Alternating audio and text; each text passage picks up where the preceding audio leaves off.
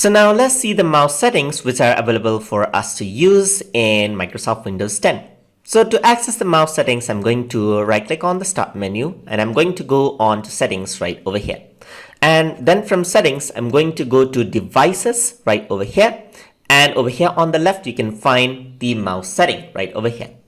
So the basic setting right here is you can set your primary button. So if you're right-handed, which most people are, then your primary button is left. That is, you do the left click. But if you're left-handed, then you can actually set it to right here. And whenever you click on the right mouse button, it actually works like the left, so it's easier for you to work with if you're left-handed. So that's a feature which is given. And then the other option you have is roll the mouse wheel to scroll. So you can see that it says multiple lines at a time or one screen at a time. So if you have, like, let's say pages right over there, let's say for example, I'm just going to open up Word, for example, right over here, and let's say I'm just going to open up a blank document and then copy and paste some things out. So let's just show how everything actually works like right now. So if I were to use my scroll mouse button, if I were to scroll once, you can see that that's how it's actually scrolling. It's actually scrolling 3 lines. That is because right now by default it's on 3 lines. If I were to increase this out into 47 lines as I use the scroll mouse button, you can see that I now scroll 47 lines. If I were to do 1 right here, then I scroll 1 line at a time. So really small scroll right over here. So I can choose. So by default, it's 3 right over here, just like that. So you can change that out as well. You can also change 1 screen at a time. So what that does, it really changes the pace. So it doesn't just work around with the lines, but now it changes the entire page, as you can see right over there. So it just changes the speed of the scroll. So I usually like to leave it into default itself. You can also scroll in inactive windows when I hover over them. So you can also scroll inactive windows. You want to have this feature on as well, so that even if your windows is not selected, you can still scroll it down. So that's something you want to have as well. Besides that, you have the adjust mouse and cursor size settings and additional mouse options. So let's go to adjust mouse and cursor size settings from right over here. And from over here, you can see that there's the cursor and pointer settings that you're working with now. So you can increase the cursor size if you're not able to see them, or if you feel that it is too small, or you can decrease it out as well. So you can change the size from right over here.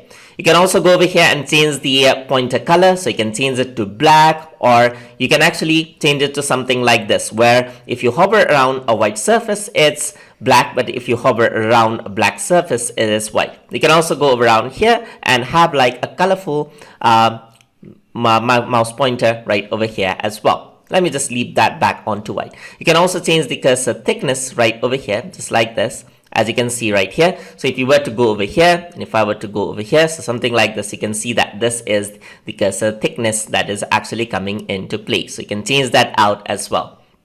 You can also change the touch feedback when show the visual feedback around touch points. I do want that. So if you're using a touch screen, and you can also make visual feedback for touch points larger and darker as well. So these are the options provided for the cursor and pointer. Besides that, of course, like you can go over here into additional mouse settings to get back, but over here you can also access the additional mouse options. So if you were to click on this one, you get to the traditional mouse settings right over here. So you can control the cursor speed. Right now I have a certain cursor speed. If I were to do fast now, my cursor moves faster according to the scroll I make. I usually like to have it onto the default right over here. And you can also have click lock, that is, it enables you to highlight or drag without holding down the mouse, right? So you can drag out without holding down the mouse. Might get confusing if this is turned on sometimes as well. You can also switch the primary and secondary buttons. This is again the left and right. So you can see that the same settings that you see over here is here. This is more like a legacy option right over here. You can also work around with different pointer settings. So you can see that you can choose a scheme as per your choice as well. You can even make your own scheme over here.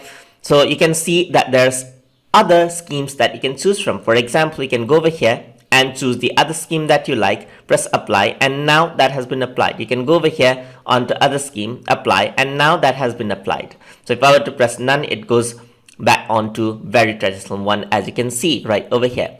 So Windows default, I'm just going to go around into Windows default, extra large, and then now you see that you got a large mouse right here. So let me just go around here, get it back to default, just like that. So you can change according to what you want, just like that. You can also replace each of these cursor by your own, which you're going to see in further lessons. So over here, you can see that there's the pointer option where you can make the pointer slow or fast. So you can really make it slow. It's very, very slow right now. So usually I do want it to pick up a bit speed so that it takes up fast right over here. You can also snap to automatically moves the pointer to default button for a dialog box. So whenever the dialog box pops up, it automatically moves the cursor over there. If you're new to computers, then you might want this, but usually I don't like that. You want a bit of an effect like a cursor tail, you can actually do that as well. So now over here, you can get the cursor tail, which can be long or short. You might not be able to see it in the screen recording, but in your screen, you'll be able to see that out right over here. Usually I don't like to have that because it's quite annoying at times. You can also hide the pointer while typing. So whenever you're typing out over here, it actually hides the pointer for less distraction right over there. So that's an option which is handy to have as well.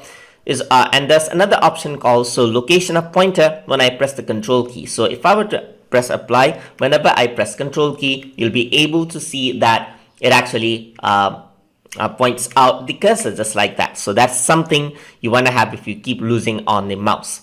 Over here on the side, there's the wheel option. So you got the same option from right over here. Right now it's 3 lines. You can say one screen at a time. And also you have a horizontal scrolling right over here.